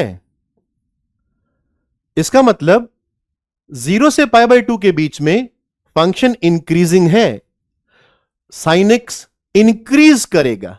0 से π/2 के बीच में sin x इंक्रीज करेगा। When x belongs to π/2 to pi, your dy/dx is negative. तो π/2 से पाई के बीच में फंक्शन का dy/dx नेगेटिव है, तो वो डिक्रीज करेगा। तो इंक्रीजिंग डिक्रीजिंग बिहेवियर मैं ऑब्जर्व कर सकता हूं। मैंने π/2 से पाई तक बताया, आगे मैं पाई से 3π/2 एंड 3π/2 से 2π तक जा सकता हूं। ठीक बात। तो इंक्रीजिंग और डिक्रीजिंग बिहेवियर में किसी भी फंक्शन का स्टडी कर सकता हूं जस्ट बाय इवैल्यूएटिंग dy/dx। सिर्फ dy/dx को निकालकर यह देखकर कि वो कहां कहां पर पॉजिटिव है वहां पर वो फंक्शन इंक्रीजिंग होगा, और कहां पर वो नेगेटिव है वहां पर वो फंक्शन डिक्रीजिंग होगा। ओके, तो बात समझ में आ गई होगी यहां तक। इंक्रीजिंग डिक्रीजिंग देखना समझ में आ गया। अब देखो कि इंक्रीज करता हुआ फंक्शन कैसे बन सकता है। इंक्रीज करता हुआ फंक्शन ऐसे बन सकता है ना, ये भी इंक्रीजिंग है, दिस इज इंक्रीजिंग। इंक्रीज करता हुआ फंक्शन ऐसे भी बन सकता है।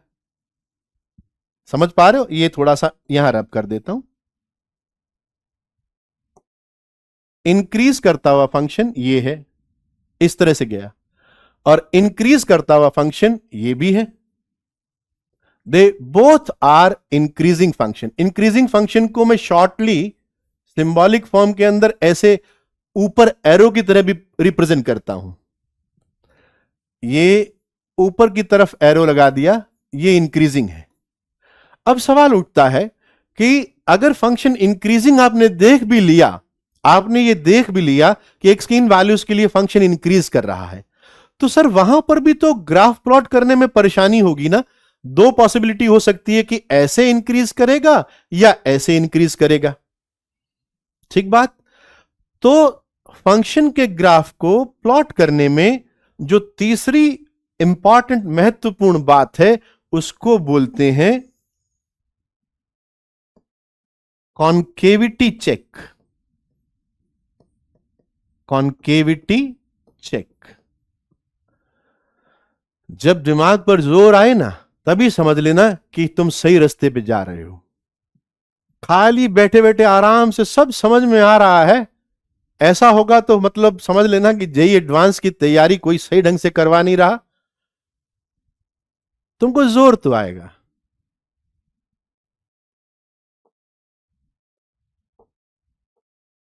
आओ जरा। तो इंक्रीजिंग के अंदर भी आप देख सकते हो कि सर ये जो है ग्राफ ऐसे भी आ सकता है ऐसे भी आ सकता है।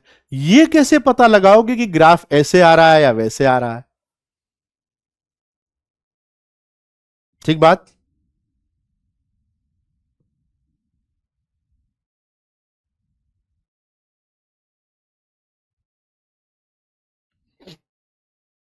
सोचो जरा, सोचना शुरू करो कि कैसे पता लगाएंगे कि ग्राफ ऐसे। इनमें इनमें अंतर क्या है भाई?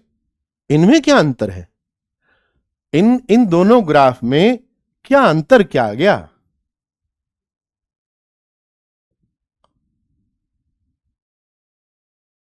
इन दोनों ग्राफ में, थोड़ा ग्राफ को उधर कर देते हैं।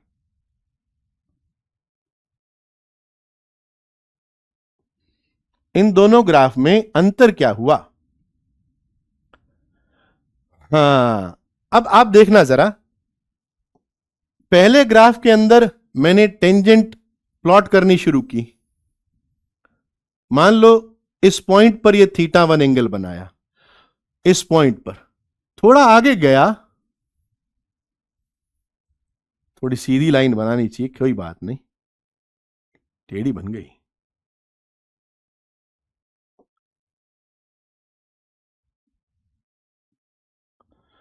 थोड़ा आगे गया, मैंने यहां पर प्लॉट की टेंजेंट, ये θ2 बना। थोड़ा और आगे गया, यहां प्लॉट की, ये θ3 बना।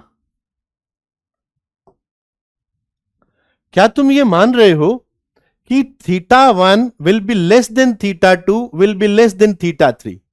दैट मीन्स θ3 सबसे बड़ा होगा, θ2 उससे छोटा होगा, फिर θ1 सबसे छोटा हो जाएगा। ठीक है ना? तो इसका मतलब क्या हुआ? ध्यान से समझना कि सर tan थीटा इंक्रीज कर रहा है, वो तो ठीक बात है। सर अगर आप देखो तो dy/dx एक इंक्रीजिंग फंक्शन हो गया है ना। स्लोप का जो रेट है वो भी, रेट ऑफ चेंज जिसको बोलते हैं, वो बढ़ रहा है। मतलब tan थीटा इंक्रीज कर रहा है। यहां dy/dx जो था, ध्यान से सुन लो, यहां dy/dx जो था उससे बड़ा dy/dx यहां मिला, उससे बड़ा dy/dx यहां मिला। तो मैं ये बोल सकता हूं ना कि dy/dx इंक्रीज कर रहा है, इंक्रीज कर रहा है।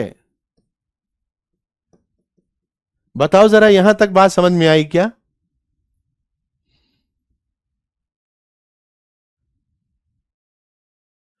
क्या dy/dx इंक्रीज कर रहा है यहां पर? क्या यहां पर dy/dx इंक्रीज कर रहा है?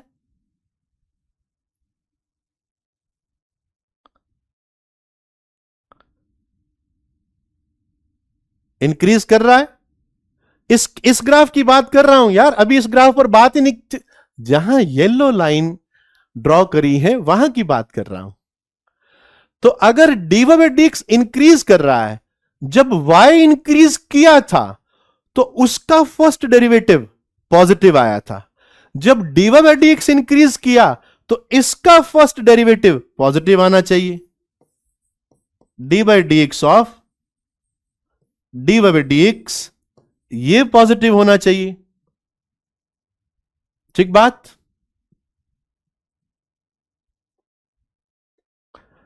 तो it is double derivative d2y by D x square.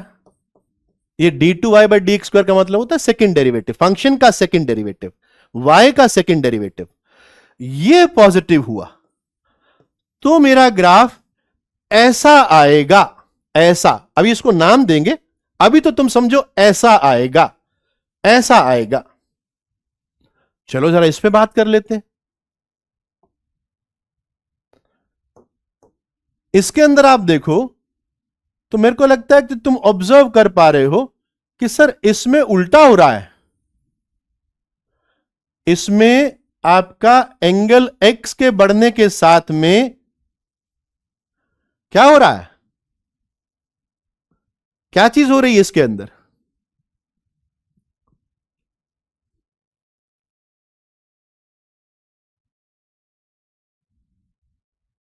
क्या बोल दूं डायरेक्ट, इसके अंदर क्या होगा? मैंने वर्टिकल टेंजेंट बनाया ही नहीं है, जो नहीं बता रहा हूं उसको छोड़ दो।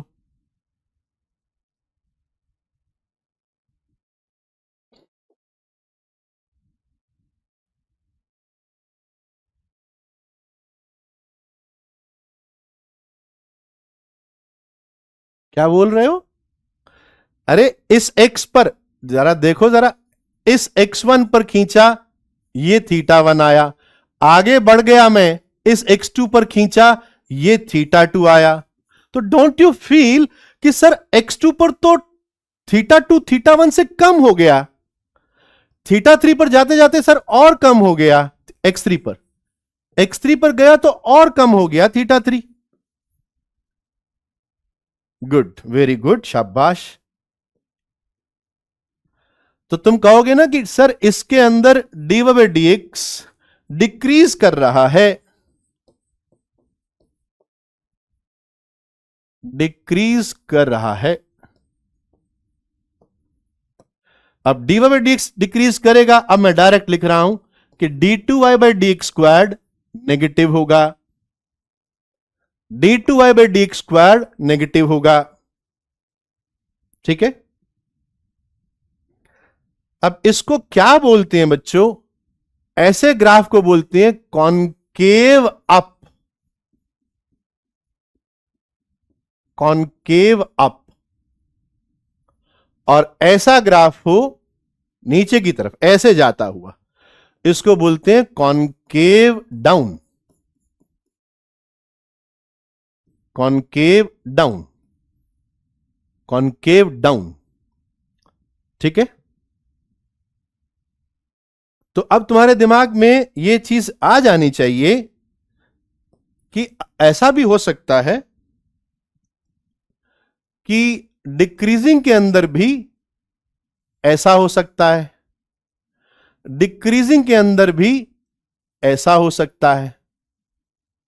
यह डिक्रीजिंग है, दिस इज डिक्रीजिंग।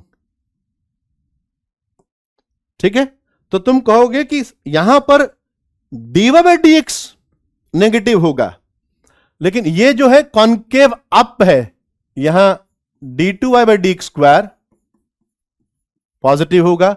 यह कॉनकेव डाउन है, यहां d2y by D x square negative होगा।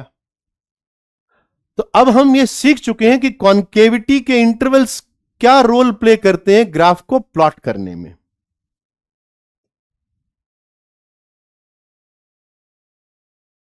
अब इसका मैं एप्लीकेशन बताऊंगा बहुत सारी जगहों पर, बहुत सारी जगहों पर एप्लीकेशन बताऊंगा। सबसे पहला एप्लीकेशन तो मैं आपको y is equals to sine x पर ही दिखाना चाहता हूं। मैं आपको बिल्कुल भी रटने के लिए नहीं बोल रहा हूं कि साइन एक्स का ग्राफ रट लें, क्या समझ लो पहले, कि अपन एक बार एक समझ लेते हैं। ठीक है, साइन एक्स का ग्राफ अपन समझ लेते हैं, फिर उसके बाद में तुम जैसे चाहो वैसे करो। इसका first derivative dy by D x cos x आया, इसका second derivative d2y by D x square, cos x का डेरिवेटिव होता है माइनस ऑफ साइन एक्स, ये आया। ठीक है, अब मैं 0 से पाई बाई 2 के बीच में प्लॉट करना चाह रहा हूं। तुम देख रहे हो कि सर 0 से पाई बाई 2 के बीच में dy by D x positive है क्योंकि कॉस एक्स है, और आप x को x को 0 से π/2 के बीच में बात कर रहे हो, तो ये ग्राफ इंक्रीज करेगा। अब तुमने देखा भाई इंक्रीज करेगा से तो कुछ मतलब नहीं है, मतलब it does not give you the entire information. Increase तो दो तरीके से कर सकता है, हमने देखा था कॉनकेव अप होके भी कर सकता है, कॉनकेव डाउन होके भी कर सकता है। तो आपको यह बता रहा है कि 0 से π/2 के बीच में d2y/dx² नेगेटिव है ना, dy/dx पॉजिटिव है, d2y/dx² नेगेटिव है। तो इंक्रीज करेगा लेकिन कॉनकेव डाउन रहेगा। तो ग्राफ कैसे आएगा देखो, इंक्रीज करेगा लेकिन कॉनकेव डाउन रहेगा।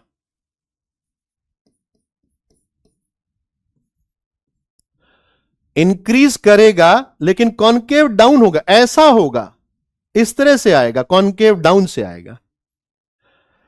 अब जरा हम बात कर लें आगे वाले इंटरवल की, जब x 0 से पाई होगा तब क्या होगा, dy/dx नेगेटिव हो गया, dy/dx नेगेटिव हुआ, डिक्रीज करेगा, d2y/dx² क्या हुआ, सर ये तो अभी भी नेगेटिव है, d2y/dx² क्या हुआ, till it is negative.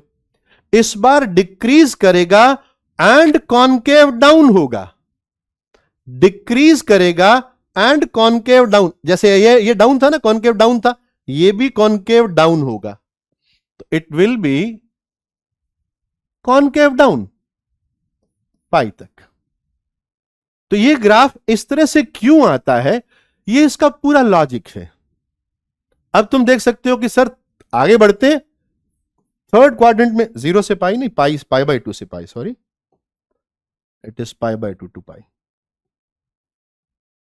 it is π/2 to pi, then x belongs to third quadrant, pi से 3π/2, पाई से 3π/2 में थर्ड क्वाड्रेंट के अंदर dy/dx तो स्टिल नेगेटिव है, ये नेगेटिव है, लेकिन थर्ड क्वाड्रेंट में sin x के नेगेटिव होने के कारण d2y/dx² पॉजिटिव हो गया,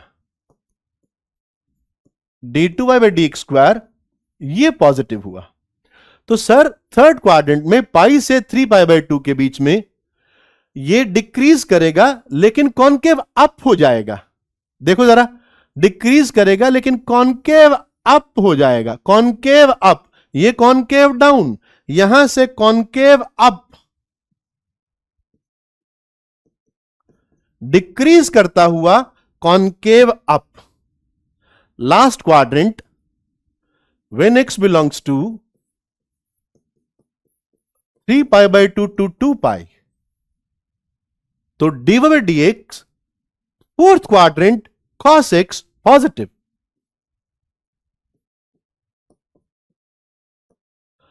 and fourth quadrant d2y/dx² sin x अभी भी नेगेटिव रहेगा, माइनस sin x पॉजिटिव हो गया, तो d2y/dx² ये पॉजिटिव आया। अब क्या करेगा ग्राफ, इंक्रीज करते हुए कॉनकेव अप होगा, इंक्रीज करते हुए कॉनकेव अप, ऐसा रफली बना दिया मैंने, तो इट इज 2π।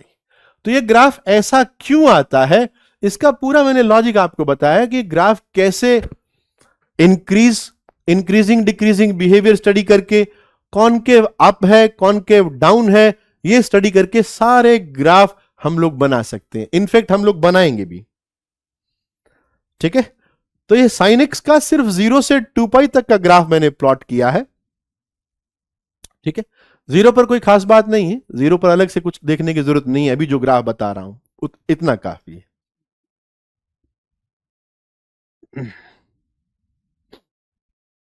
ओके, तो आज अपन यहीं तक रखेंगे इसको, और आपका जो होमवर्क रहेगा वो मैंने आपको बता दिया है, और सेक्शन 1.8 में से कोई डोमेन के सवाल करना चाहे तो वो क्वेश्चंस कर सकता है, मैंने लास्ट क्लास में भी बताया था।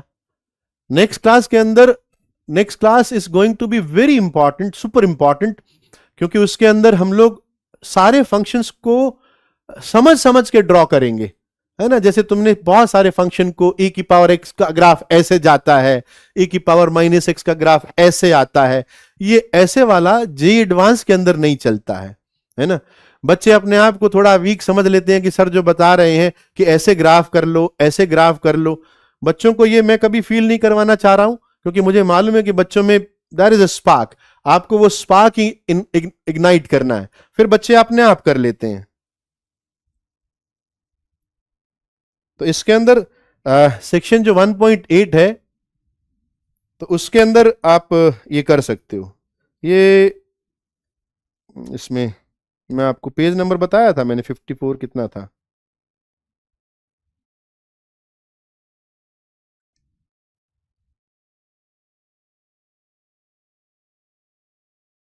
आप देखो ना उसके अंदर जो कंटेंट्स है इसके अंदर, इसके अंदर आपको मिल जाएगा। ये रहा सेक्शन 1.8, यही है सेक्शन 1.8, जिसके अंदर ये है द डोमेन ऑफ डेफिनेशन।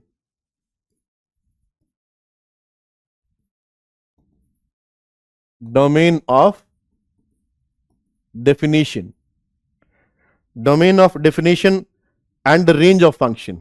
वो इस बुक में तो मेरे पास 56 पेज पे है, 56 पेज पे है ना। इसके अंदर आप कर सकते हो, if you want to try you can go up to at least, मेरे हिसाब से आप 40 तक तो कर ही सकते हो, इनफैक्ट 50 तक कर सकते हो, बट मैं चाहता हूं कि लॉग के कुछ क्वेश्चंस वो मैं करवाऊंगा, उसके बाद में आप करना, ठीक है। ओके, तो ये हो गया, आज की बात हो गई।